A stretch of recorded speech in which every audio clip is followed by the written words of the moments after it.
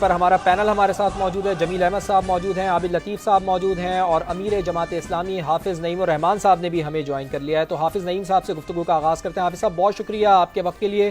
ایسا جواب دیا ہے پاکستان نے بھارت کو کہ اس کی نسلیں یاد رکھیں گی. بھارت تو آج بالکل ایکسپوز ہو گیا ہے, اور ہم نے جس طرح کہا تھا کہ جب ہم حملہ کریں گے تو پوری دنیا دیکھے گی, اور آج حافظ صاحب پوری دنیا نے دیکھ لیا. اس میں کوئی شک نہیں ہے کہ ہماری آرم فورسز کا اور پاکستان کا جو حملہ جواب ہے وہ منہ توڑ ہے, اور الحمدللہ پوری قوم اس وقت خراج تحسین پیش کر رہی ہے. سب ایک پیج پر ہیں, پوری قوم متحد ہے, اور ہم یہ سمجھتے ہیں کہ پاکستان میں اسی یکجائی کی ضرورت ہے.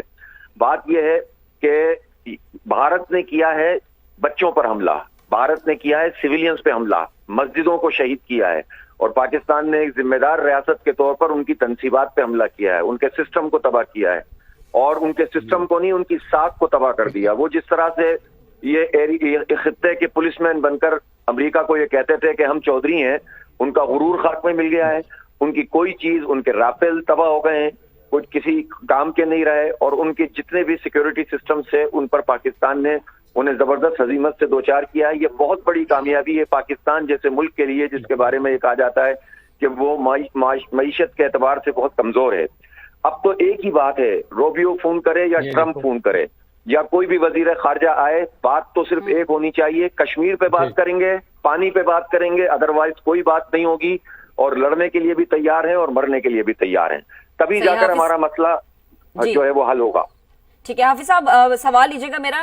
ہمارے جو فوجی جوان ہیں وہ جذبہ ایمانی سے ہمیشہ سرشار ہمیں نظر آتے ہیں. ہماری قوم جو ہے وہ پاک افواج کے شانہ بشانہ ہمیں نظر آ رہی ہے.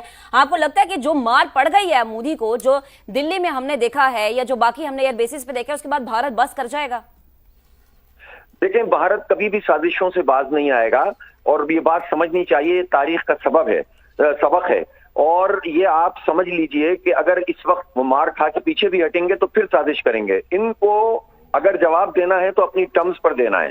اگر بات چیت بھی کرنی ہے تو پہلے تو وہ جو اس نے معاہدہ معطل کیا ہے, پہلے تو وہ اس معاہدے کو بحال کرے. حالانکہ وہ کر نہیں سکتا, یونیلیٹرلی نہیں کر سکتا, لیکن پھر بھی اس سے نہ کروانی چاہیے, اور وہ پہلے تو اس کو بحال کرے. دوسری بات یہ کہ اب جو بھی ٹاکس ہوں گی اس میں کشمیر سر فہرست ہوگا, اس لیے کہ کشمیر کے بغیر تو یہ مسئلہ حل نہیں ہوگا نا. کشمیر سے اپنی فوجوں کو ودرا کریں, کشمیر پر وہ بات کریں اور اقوام متحدہ کی قراردادوں کے مطابق عمل کریں. یہ ٹاپ ایجنڈا ہونا چاہیے, اور جو کچھ انہوں نے سویلین پر حملہ کیا اس پر معافی مانگیں. یہ تین باتیں بنیادی طور پر اگر سامنے ہوں گی تو پھر بات چیت شروع ہو, ورنہ بات چیت شروع کرنے کا کیا فائدہ.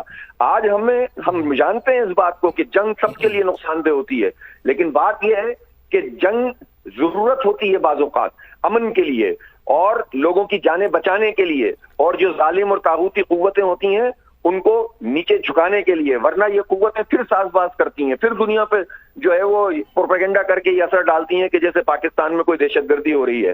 دہشت گرد ریاست کے طور پر بھارت سامنے آیا, دہشت گردی اس نے کی, سویلین پہ حملہ کیا, پہلگام کا جھوٹ بولا, فالس فلیگ آپریشن کیا, بچوں کو مارا, مسجدوں کو شہید کیا. اب اس کے بعد اس کو جب جواب ملا ہے تو اب وہ کہتے ہیں کہ بات چیت ہوگی. تو بھائی بات چیت ہوگی تو پہلے کشمیر پہ ہوگی, اور سندھ طاس معاہدے کو بحال کر کے ہوگی, اور اسی طرح سے معافی مانگ کر ہوگی. یہ تین چیزیں ہیں بنیادی طور پر جو پاکستان کو سامنے رکھنی چاہیے, ورنہ کوئی روبیو ہو یا کوئی ٹرمپ ہو یا کوئی وزیر خارجہ ہو, ہم سب سے صاف کہنے ہیں کہ بھائی اس کے بغیر بات نہیں ہوگی. تو لڑنے کے لیے ہم تیار ہیں حافظ صاحب. جس طرح سے سورہ صف کی جو آیت ہے, ان اللہ یحب الذین یقاتلون فی سبیلہ صفا کانہم بنیان مرصوص, یعنی کہ سیسا پلائی ہوئی دیوار اس آپریشن کا نام رکھا گیا, اور پاکستانی قوم ویسے ہی جذبہ جہاد سے سرشار ہے.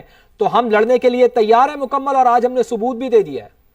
الحمدللہ, اس میں کیا شبہ ہے. دیکھیں پاکستانی قوم کی باڈی لینگویج دیکھیں مجموعی طور پر, کہیں میزائل گرتا ہے تو لوگ پہنچ جاتے ہیں, اور انڈیا میں صف ماتم دیکھیں اس وقت جو مچی ہوئی ہے.